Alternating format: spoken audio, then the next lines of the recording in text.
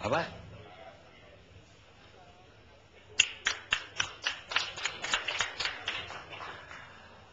Pemirsa, kita lanjutkan acara kita. Saya mau ke Dirjen Peternakan. Saya mau klarifikasi Pak Sekap. Sedikit aja, karena kalau enggak Bapak menjawab sampai pagi nanti kita.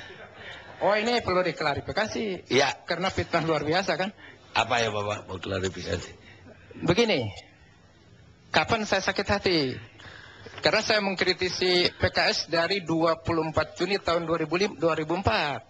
Sementara SK pemecatan tahun 2009. Dari mana saya sakit hati? Kemudian kalau dikatakan itu kalah, ini kan proses hukum. Jadi yang saya gugat itu karena prosedur pemecatan itu tidak sah, tidak sesuai dengan prosedur. Kan saya hafal itu aturannya itu.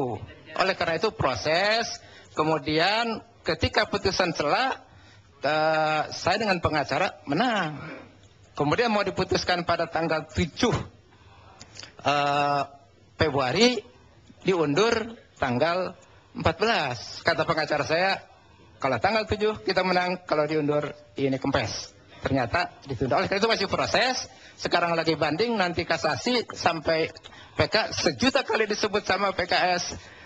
Saya dipecat, tetapi secara yuridis karena belum inkrah status saya belum dipecat status quo sekarang. Terima kasih. Baik. Anda mau klarifikasi apa? Terima kasih Bang Karni. Jadi saya kebetulan kuasa hukum dari 10 orang pimpinan PKS yang digugat oleh Pak Yusuf Supendi di Pengadilan Negeri Jakarta Selatan atas gugatan perbuatan melawan hukum. Jadi beliau memang dipecat dalam proses yang begitu lama. Dari semenjak tahun 2005, 2006, 2007, 2008. Dan dalam tahun-tahun itu, semua permasalahan yang dianggap melanggar anggaran dasar dan anggaran rumah tangga partai, itu diproses oleh Dewan Syariah dan kemudian dibawa ke Badan Penegak Disiplin Organisasi Dewan Pimpinan Pusat Partai Keadilan Sejahtera. Terbukti bahwa beliau bersalah. Dan akhirnya pada 29 Oktober tahun 2010, keluar surat pemecatan sekaligus dikeluarkan dari keanggotaan PKS. Atas dasar itu, kemudian beliau mengajukan gugatan perbuatan melawan hukum ke Pengadilan Negeri Jakarta Selatan terhadap 10 orang, termasuk salah satu diantaranya adalah Pak Lutfi Hasan Ishak, tentang bahwa setelah beliau dipecat, beliau kemudian tidak bisa lagi memberikan ceramah, tidak bisa lagi mengisi khotib Jumat, dan itu mengurangi pemasukan atau income. Dan dihitung dalam jumlah yang sangat besar, 2,7 miliar. Saya kira kita nggak membahas soal itu. Dan oleh karena itu, maka kami ingin menyampaikan supaya ini berimbang, Bang Karni, jangan sampai kemudian PKS terdesak hanya karena menghadirkan orang yang sesungguhnya tidak siap untuk menerima tentang sesuatu yang memang kesalahan pada dirinya, tapi kemudian menstigma negatifkan yang lain dalam hal ini PKS. Terima kasih. Baik, saya mau ke Pak Dirjen Peternakan Kesehatan Hewan, Syukur Iwantoro. Sebelum Bapak, ini ada beberapa importer daging lah yang ada di Indonesia yang dapat rekomendasi dari Departemen atau Kementerian Pertanian. Salah satunya Indoguna. Indoguna ini pemirsa milik seorang wanita namanya Ibu Elizabeth. Kalau nggak salah dia dari tahun 80-an sudah berkiprah di komoditas ini, impor daging. Dan dia juga yang punya, kabarnya punya steak terkenal di Jakarta, restoran steak. Dan kemudian beliau ini punya banyak perusahaan. Itu juga nanti saya ingin jelas dari Bapak, kenapa satu orang punya 3-4 perusahaan yang dapat kuota. Perusahaan ini dulunya milik seorang wanita Indo-Belanda, Barbara. Dan ketika Barbara pulang ke Eropa, dia memberikan usaha ini kepada Elisa. Dan beliau udah malah melintang di pertanian dari zaman dulu. Dan yang ketangkap 2 orang direktur itu 1 anaknya dan 1 adiknya kalau nggak salah. Yang ini saya tahu dari Bapak, ada 62 perusahaan impor, tiap tahun semakin banyak, tapi kuotanya kok semakin sedikit. Kenapa? Terima kasih Pak Dani dan selamat malam. Assalamualaikum warahmatullahi wabarakatuh. Sebelum saya masuk ke sana Pak, saya ingin menyatakan bahwa fokus Kementerian Pertanian, SIKI Direktorat Jenderal Peternakan Kesehatan adalah pembelaan kepentingan peternak yang jumlahnya mencapai 6,4 juta kepala rumah tangga. Itu yang gini kan. Nah, tentunya dengan tidak mengesampingkan kepentingan konsumen. Nah, untuk melakukan itu, maka kita lakukan melalui percepatan peningkatan produksi dan populasi untuk menghantarkan Indonesia mencapai swasembada daging tahun 2014.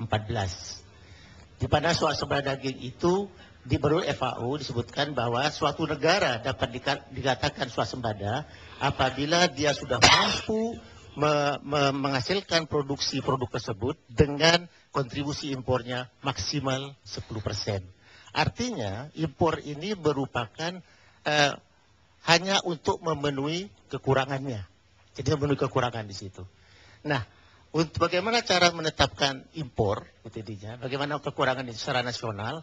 Nah, prosedurnya secara nasional sudah ditetapkan, yaitu penetapan alokasi kebutuhan impor secara nasional itu ditetapkan melalui rapat koordinasi terbatas yang dihadiri oleh menteri terkait dan dipimpin oleh Menko Ekonomi di kantor Menko Ekonomi. Situ. Jadi itu yang jadi dari situ dibahas di situ, kemudian diputuskan di situ, dihasilkan ya suatu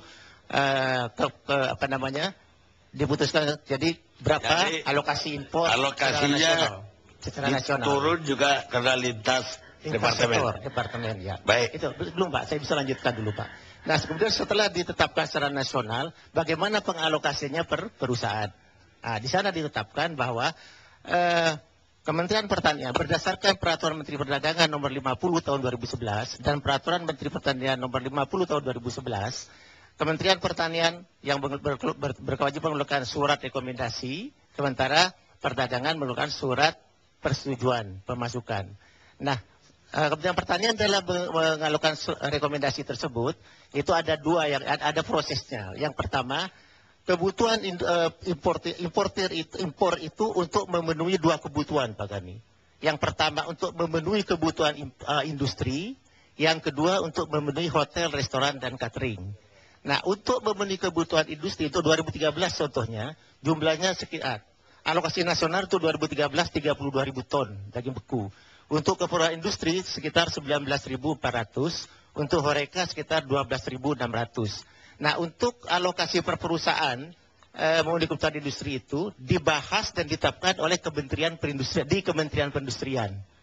Nah, berdasarkan kemudian dari pembahasan keputusan itu, Kementerian Perindustrian, SIKI Direktorat Jenderal Industri Agro. Saya kira saya nggak mau belajar prosedur. Itu baru masuk ke sini. Saya hanya ingin tahu kenapa tentu Kementerian Bapak terlibat. Ada secara sistematis pengurangan impor itu tahun per tahun. Kenapa? Itu cuma pertanyaan. Jadi pengurangan itu pertama didasarkan ketersediaan kita. Ketersediaan dalam negeri yaitu berdasarkan sensus Badan Pusat Statistik. Itu disebutkan di situ. Sensus dilakukan pada bulan Juni tahun 2011. Itu disebutkan bahwa populasi sapi di Indonesia itu jumlahnya sebesar 14,7 juta ekor. Nah, sementara sebelumnya itu rupanya underestimate, diperkirakan populasi kita sekitar 11,2 juta ekor. Nah, kemudian dari sensus tersebut secara detail disebutkan berapa betina, berapa jantan, berapa umur yang siap dipotong dan sebagainya. Setelah dihitung oleh tim pakar, ternyata yang bisa dipotong pada tahun 2012 misalnya sekitar 3 juta ekor, Pak. 3 juta ekor itu kemudian dengan mempertimbangkan kesulitan transportasi, kemudian budaya peternak, itu tidak dihitung 3 juta ekor, tetapi dipotong, dikurangi 20%, sekitar 80% yang dihitung itu, yaitu sekitar 2,4 juta ekor, itu setara dengan 399.000 ton, Pak. Nah, sementara... Jadi artinya kita masih butuh impor berapa? Untuk 2012 itu kita masih butuh impor sekitar 95.000 ton. Ya, kemudian 2013. 2012. Kemudian 2013 butuh sekitar 80.000 ton. Turun ya, Pak. Karena populasi meningkat terus. Populasi apa? Populasi sapi. Pak, setahu saya peternak itu sekarang di Jawa pun udah gak ada. Yang ada itu di Kupang, NTB. Di Jawa itu ya punya 1-2, kalau banyak hilang malah. Dan hubungannya, Pak, karena katanya publik atau konsumen malah lebih suka yang lokal, daging lokal. Terus yang dari luar ini lebih banyak untuk industri, restoran-restoran. Karena ya wagyu lah, apalah, walaupun itu katanya itu grading ke-7 itu yang dijual ke sini. Yang sampahnya Australia yang dibeli di sini. Yang bagusnya nggak dikirim ke sini karena orang Australia nggak mau makan yang dikirim ke sini. Lah, kalau Bapak mengatakan pertumbuhannya tugas Kementerian Bapak untuk agar kita swasembada pangan ya, yang terjadi justru sebaliknya. Ketika zaman Orde Baru kita swasembada pernah untuk sapi. Tahun 70 berapa gitu. Dan ketika itu ada peraturan, dan sekarang undang-undang itu masih berlaku, tapi tidak dijalankan. Tidak boleh memotong sapi betina. Maka masuk penjara kalau memotong. Sekarang sapi betina masih belum umur setahun pun udah dipotong. Jadi nggak ada usaha pemerintah kelihatan untuk sebenarnya swasembada tadi. Kemudian impornya, kenapa harus diketatin sehingga harga sapi justru jadi naik? 100.000 biasanya kalau menjelang Lebaran dia naik 120. Habis itu dulu kalau habis Lebaran dia turun lagi. Sekarang ya dia bertahan untuk menunggu naik lagi ketika Natal. Ini polisinya Kementerian Bapak bagaimana tentang ini? Bisa mau izin menjelaskan, Pak? Ya. Jadi ada suatu yang agak tidak pas gitu, Pak. Justru populasi terbesar di Indonesia ini ada di Jawa. Yaitu Jawa Timur sekitar 4,5 juta. Kemudian Jawa Tengah dan Jogja. Jawa Tengah, kemudian baru ke NTB. Itu dihitung yang untuk dipakai untuk alat pertanian juga? Dihitung semuanya, Pak. Yang saya maksud tadi yang betul-betul orang memelihara untuk... Semuanya, Pak. Jadi yang saya maksud tadi, ya betul-betul dipiara semacam range untuk dijual. Itu Kupang. Jadi semuanya. Konsumsi. Semuanya, kalau, Pak. Kalau semuanya untuk sawah, iya dong, ya. Pak. Dan di Jawa itu, Pak, kalau kita lihat di desa-desa, sekarang sudah tidak ada sapi yang digunakan untuk ke sawah. Jadi semuanya dipelihara untuk digemukkan, kemudian untuk dijual, dipotong atau untuk tabungan, Pak Sari. Itu yang gini kan. Baik. Nah kemudian pada tahun 2011-2010 itu perhitungan kita ternyata underestimate, Pak tadi. Jadi kita menganggap bahwa populasi kita antara 10 sampai 11 juta ekor, sehingga pada saat itu impor kita tinggi sekali. Pada tahun 2010 impor kita sebesar 50,4%. Kemudian pada tahun 2011 agak turun sedikit, 34%. Pada saat itu peternak di Indonesia itu menjerit sekali karena harga sapi tidak ada nilainya. Yaitu peternak tidak bergairah untuk melihara ternak. Itu yang merupakan hambatan kita pada saat itu, peternakan tidak maju di situ. Nah kemudian pada tahun 2011 kami kerjasama dengan BPS melakukan sensus sapi, Pak. Sapi, kerbau.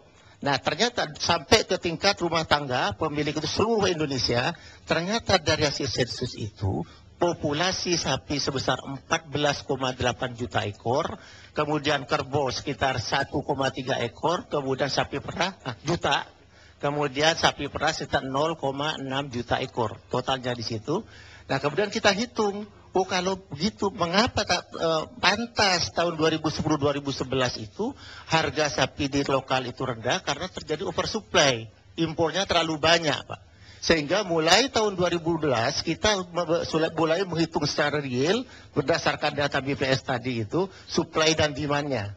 Nah sehingga pada tahun 2012 dihitung bersama-sama para ahli, stakeholder di situ ditetapkan ternyata pada tahun 2012 itu kita cuma butuh impor sebesar 95.000 ekor ton itu antara daging dan baik Pak, pertanyaan saya sederhanakan deh. Dari kebutuhan itu berapa perusahaan yang dapat kuota? Dari yang dapat kuota itu kan pertama berdasarkan izin importir terdaftar Pak. Ya, jadi berapa ada perusahaan? Untuk 2012 itu sekitar 64. Itu yang terdaftar. Iya. Yang dapat kuota berapa? Dari semuanya dapat Pak. Dari semuanya tahun dapat. 64, tahun 2012, kemudian tahun 2013 itu 67 perusahaan Pak. Itu ya yang kita inikan. Nah, bagaimana perusahaan itu mendapatkan alokasi daging? Gitu kan Pak, pertanyaan kan di situ kan. Nah, tadi saya katakan bahwa untuk daging beku itu tujuannya ada dua. Untuk memenuhi kebutuhan industri dan untuk memenuhi kebutuhan hotel restoran. Nah, kemudian untuk memenuhi industri itu dibahas di Kementerian Perindustrian dan diputuskan di sana. Itu di sana sudah diputuskan berapa perusahaan apa saja yang mendapatkan itu, berapa dan untuk industri mana. Nah, berdasarkan keputusan itu dikirimkanlah kepada Kementerian Pertanian, SIKI, Ditjen Peternakan, Pak. Nah, kemudian berdasarkan surat dari Kementerian Perindustrian itu, kami menyusun surat rekomendasi. Nah, surat rekomendasi itu kita kirimkan kepada perdagangan untuk dikeluarkannya surat persetujuan impor. Nah, untuk kebutuhan HoReCa bagaimana? Untuk hotel dan restoran dan catering di situ sama prosesnya dilakukan bersama-sama antara Kementerian Perdagangan, Kementerian Perindustrian, Kementerian Pertanian, dipantau oleh Kementerian Koordinasi Ekonomi. Ada 6 kriteria untuk bisa mendapatkan berdasarkan jumlah alokasinya itu. Pertama dia harus punya gudang. Saya ada 6 kriteria. nggak butuh itu Pak. Itu terlalu. Pertanyaannya simpel Pak. Banyak nggak intervensi untuk rekomendasi itu? Nah, Pak Menteri Pertanian sudah di berbagai event dia selalu menyatakan bahwa kita harus profesional. Harus profesional. Kemudian kalau ada menyatakan bahwa ini dari sini, dari sana, itu tolak saja. Berarti itu tidak profesional. Sehingga kami di dalam melaksanakan sekarang itu mengikuti prosedur yang ada dan tidak pernah memerhatikan tekanan-tekanan itu. Sejauh ini Pak. Apa benar banyak rekomendasi dari PKS di situ? Sejauh ini tidak ada rekomendasi, semua sesuai dengan prosedur. Yang seperti saya katakan tadi, bahwa untuk kebutuhan industri itu dibahas di perindustrian, kemudian untuk kebutuhan HoReCa dibahas bersama antara Kementerian Perdagangan, Kementerian Pertanian, dan Kementerian Perindustrian. Dari hasil pembahasan itu baru dikirim kepada kami untuk nyusut SRP-nya, sehingga rekomendasinya lewat mana. Jadi sangat transparan di sini dihitungnya gitu. Tidak ada pendekatan dari perusahaan-perusahaan itu supaya dia dapat lebih tinggi, yang lain kecil. Secara serius tidak Pak, tetapi kalau misalnya pada pada saat pertemuan misalnya ada seminar, mereka cuma menanyakan bagaimana prosedurnya. Langsung maksud saya serius langsung kepada saya tidak. Tetapi pada saat saya seminar, pertemuan, dia selalu menanyakan bagaimana sih prosedur impornya, berapa alokasinya dan sebagainya begitu. Tapi Bapak mengakui bahwa barang ini sangat terbatas. Sementara peminatnya banyak. Apa yang terjadi kalau barang terbatas peminatnya banyak? Ya saya kira itu fakta yang ada sekarang, karena kita seperti saya katakan bahwa kita mengimpor itu hanya untuk menutupi kekurangan. Ya tentunya yang mendapatkan alokasi itu semakin lama semakin berkurang di situ Pak Kani. Ya tapi apa yang terjadi kalau penawaran sedikit permintaan banyak? Nah itu banyak. Kita istirahat sejenak pemirsa.